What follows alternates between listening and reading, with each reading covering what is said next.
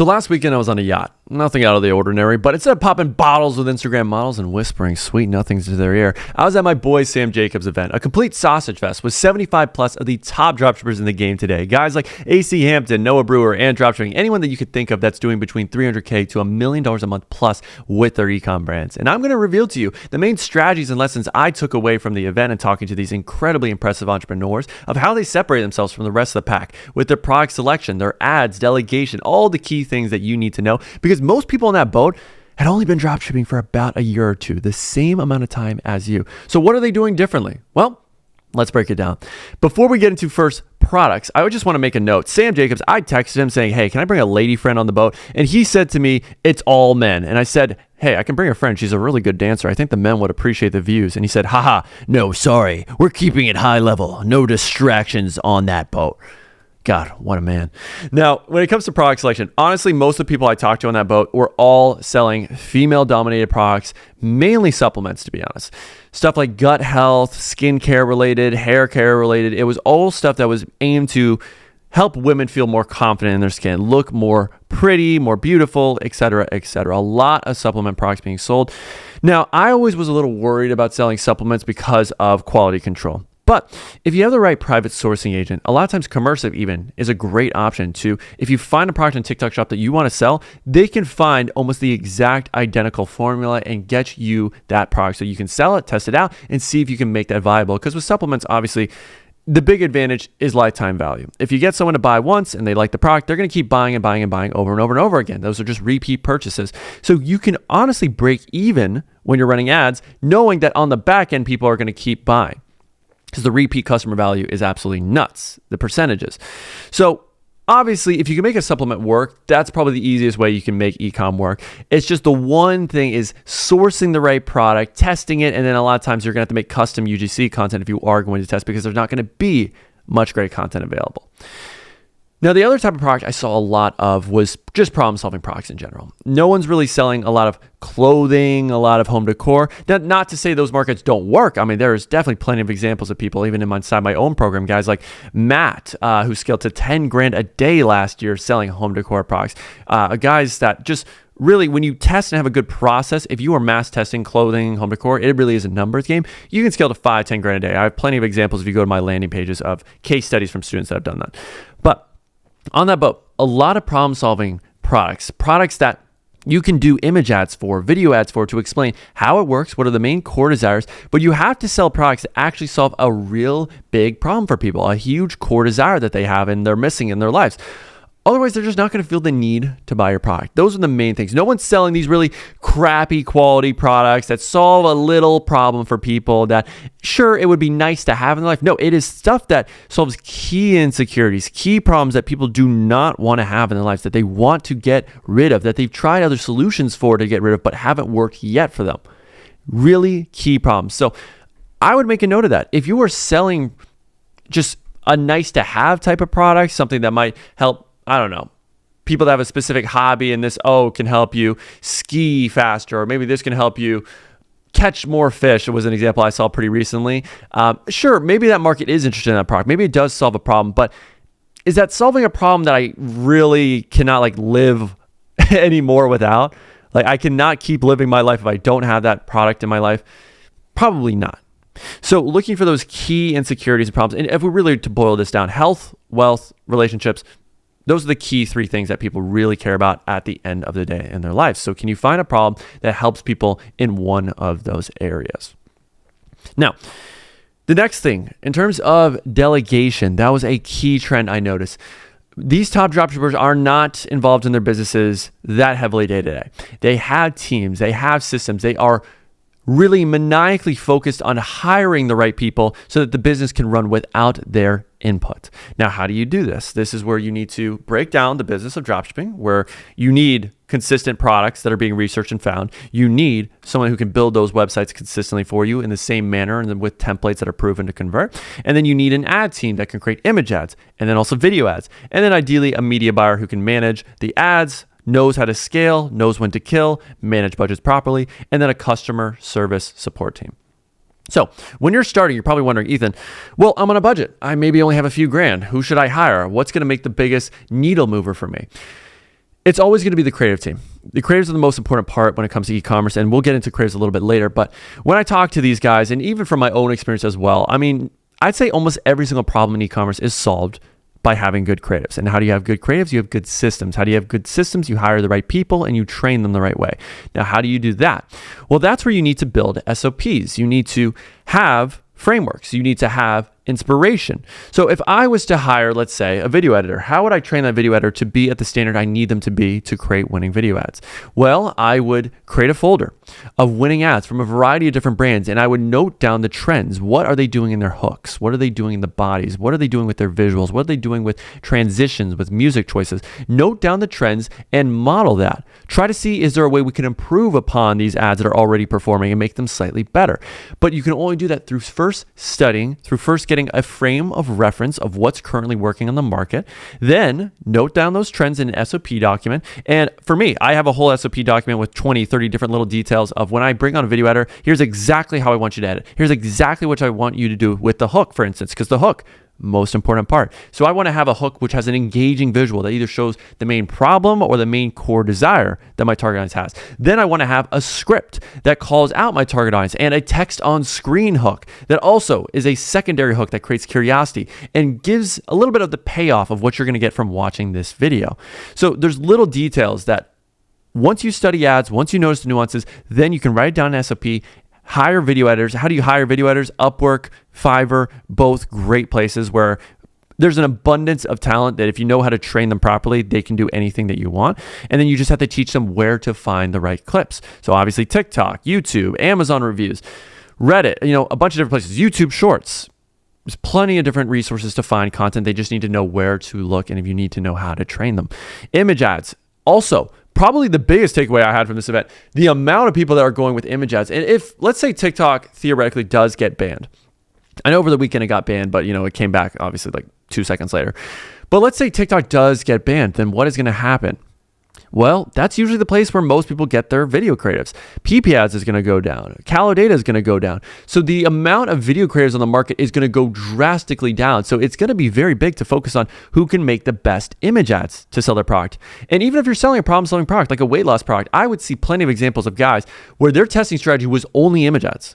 Now, I'm a big believer in doing both video and image ads, but I would say I do it as a 50-50 split. But after that event, I'm doing more 75-25, meaning if I make 20 ads, I'm going to do about 75% of those as images and then 25% as videos because images are more efficient. You can make more images in a faster amount of time. And if you split test and know what to split test, the performance of those images will be drastically different. Meaning, I was talking to this guy, Kai Rogers, very smart dude, also lives in Fort Lauderdale. He was selling a fitness product and it was some of the ugliest ads I ever seen. And he's like, Ethan, when I test a product, I test with 100 ads. And I just said to myself, that must take you fucking forever. That's ridiculous. I mean, most dropshippers test with 3 to 5 ads and they just rip them, call it a day. I teach my students to do 16 to 20. That's definitely more than the average industry standard. And we've noticed because we do that, we're getting a much higher product success rate because we're testing different angles, different core desires, different markets. And because we're split testing strategically, we are just noticing such a higher hit rate. And that's why we have students doing $1,000 a day pretty consistently. But with him, he did 100 ads. And how he does his system is he'll pick 4 different image formats, and then he split tests 25 headlines on each one. So really, he just has to make the 4 core images, get those done, and then all he has to do is just change the headline at the top of each ad. Because he has a core list of 25, and then he'll just do the 25 headlines for image 1, image 2, image 3, image 4. And I was like, wow, that doesn't take a lot of time. And you do get to test a lot of different messaging. And as we said in our last videos, the messaging is the most important part. What is the right way to say the core desire your target audience has? Who is your target audience? So you're going to have specific headlines that call out specific versions of problems that they have, specific core desires. And that was another overarching theme that I saw. Most dropshippers, the really smart ones when it came to creatives, let's say I'm testing a product, they would have, okay, here's my target market. So let's say, for instance, I know in previous examples, we talked about knee braces. So let's say there's 3 core audiences for knee braces. 65 plus year old females that play tennis, 25-year-old male athletes, so 20 to 30-year-old male athletes that are dealing with ACL problems, and then maybe 40 to 50-year-old dudes that also just have knee problems because of low cartilage, potentially. So those are three audiences. What are the three core desires that each one of those audiences have? Because each one is going to have different core desires. So you lay that out. We have three target audiences, three core desires each. So that's technically 9 core desires. And then make an ad specific to each one of those core desires. So that means we're going to have 3 ads to 65 plus year old females that play pickleball or tennis or whatever. And we'll have 3 ads, 1 ad that speaks to each one of their core desires. Same thing for the 20 to 30 year old athletes. Same thing for the 40 to 50 year old dudes that have cartilage issues. So that way each ad feels different. We're hitting a new core desire and we're talking to a new target audience to also split test that. So it's strategic. It's not a whole lot of ads when you do it that way. It's only 9, but you're doing so much damage because instead of making 15 ads, but they're all to the same target audience and you're saying the same things, but it's just slightly different, that's not as effective of 9 ads that are strategically split testing different target audiences and different core desires. And if you want to go a layer deeper, you could also figure out what are the main problems they're dealing with, because each one's going to have 1 to 2 specific problems that are different for them. So how can we have ads that call out those problems? So there's layers to this, people. There really is layers to this. And this is how the top guys are thinking about it. How can I find the right messaging? That's the number one equation when it comes to your ads. Whether it's video, whether it's image, the format really doesn't matter. It's how can I find the right visual, the right headline, the right messaging to call out my target audience. And you can have images with text throughout the ad. It can look terrible, but if you have that right headline, if you have the right benefits that speak to your target audience, they're going to click and they're going to buy. And I know it seems counterintuitive. A lot of us think like pretty equals sales. It does not. And I know we talk about this on the website all the time. The top performing websites usually are the ugliest ones that just focus on what are the key things to make people buy, which is a good social proof, which is a great offer. The offer trumps everything else, and having urgency. Social proof, offer, urgency, and decent copywriting. That is really it. So on the ad side, what you need to focus on more, stop testing with 3 to 5 ads. Stop testing with 10 ads. These top guys are testing with 50 ads, 50 to 100 when they test a product. Now you may be wondering, Ethan, how do you test all those creatives? That's a lot. Most of these guys are doing CBO. So CBO, they'll have each ad group with 5 ads. So again, if you're testing 50 ads, that's 10 ad groups, 5 each one. CBO, $100 a day, and let Facebook spend on whatever is performing. I personally don't like CBO because I like to guarantee spend into each one of my creatives. So I'm personally not going to be the guy that tells you to push 50 creatives because that's way too much money. I do want to, though, increase the amount of ads I'm testing. I usually am a 16 ad guy. I'm going to be bumping that up to 25 of doing around, I would say, 15 to 20 image ads and then 5 to 10 videos. So that's going to be my new split. And I'm just going to focus on not necessarily making everything super new. Like on the image side, to make those 20 images, you could literally pick 2 image frameworks and just test 10 headlines for each one. And that's 20 image ads right there that all, even though they look identical, just changing that headline, just changing that core desire, changing that problem, the way you say it. And how do you generate these headlines? Use ChatGPT, use Grok. Tell it, here are the core desires. Tell it, here's the key problems. Here's my target audiences. Have it work on those headlines.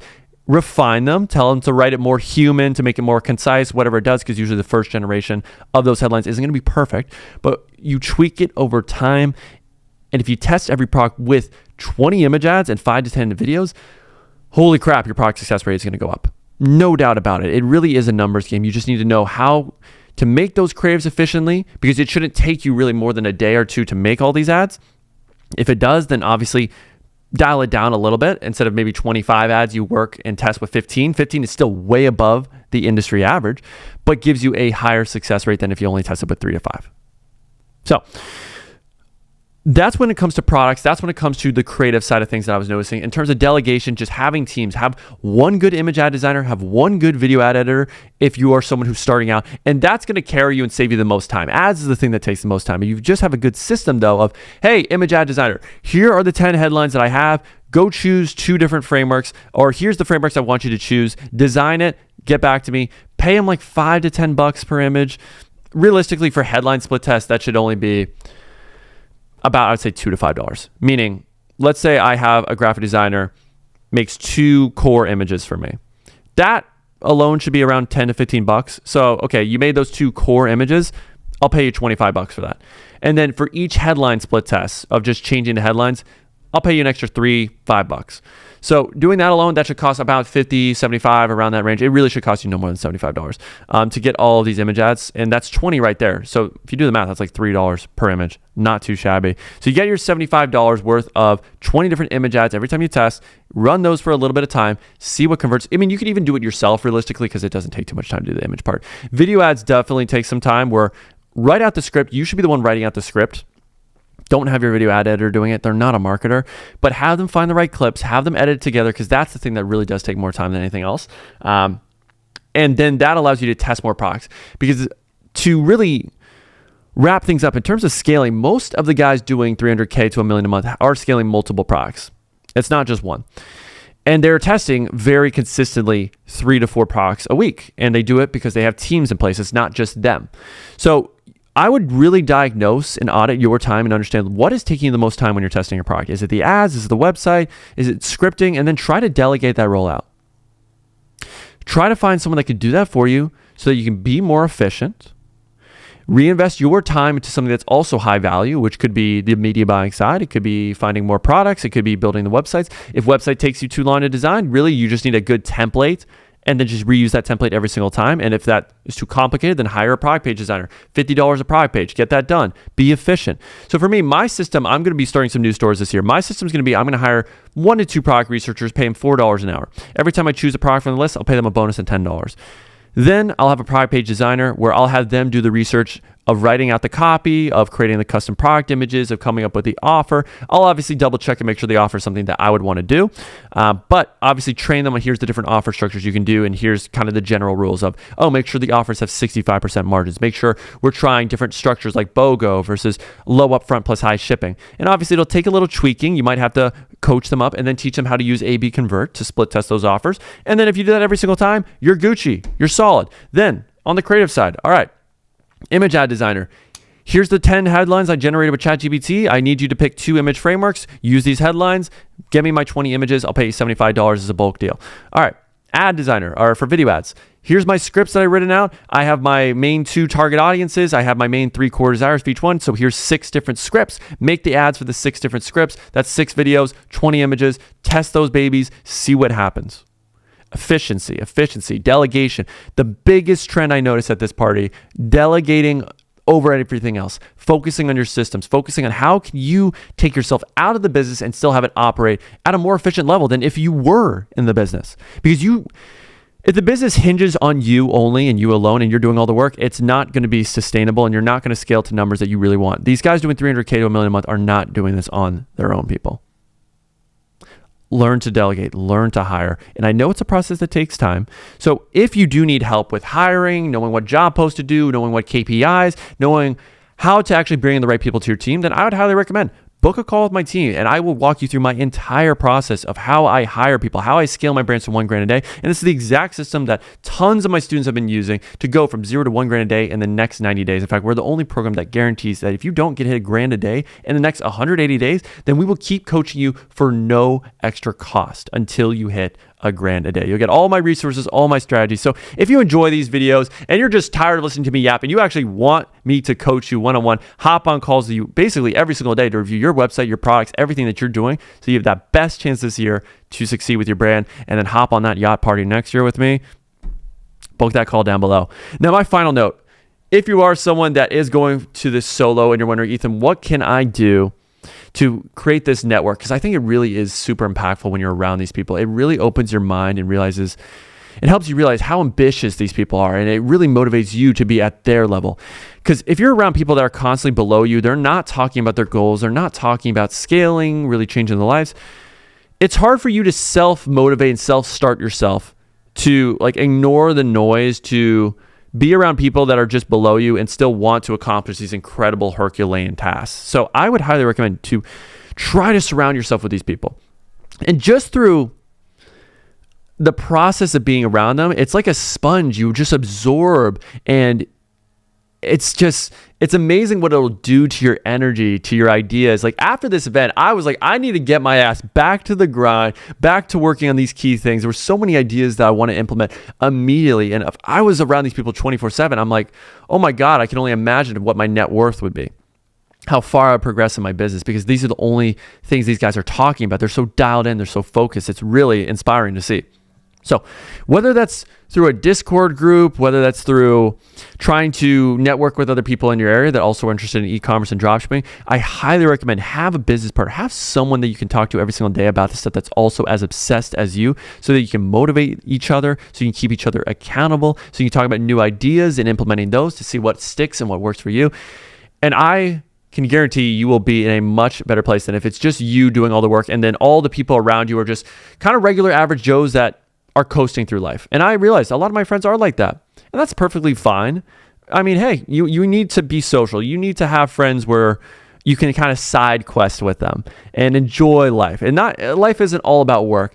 But when it comes to work, you should definitely have your own circle of guys that are motivating you, because when you're the biggest fish in a small pond, it's hard to grow. But when you are a minnow in an ocean, then you have to grow. It's just the environment around you. And you want to be around people doing better than you, because then you're like, I have to catch up to them. I need to get at their standard, at their level, instead of your friends catching up to you. You should never feel like you are the smartest or the most intelligent or the most successful person among your friends. Otherwise, you need to get a higher network and net worth level group. Or, as the great Luke Belmar said, you got to individualize it into a single unit. For example, Tristan Tate pulled up a video. Favorite whiskey? Johnny Walker. What I do at duty free? Fucking Johnny Walker. That night, sipping the fucking Johnny Walker in the war room by myself with Tristan, chilling. Why? Because I said, bro. I'll see you in the next video.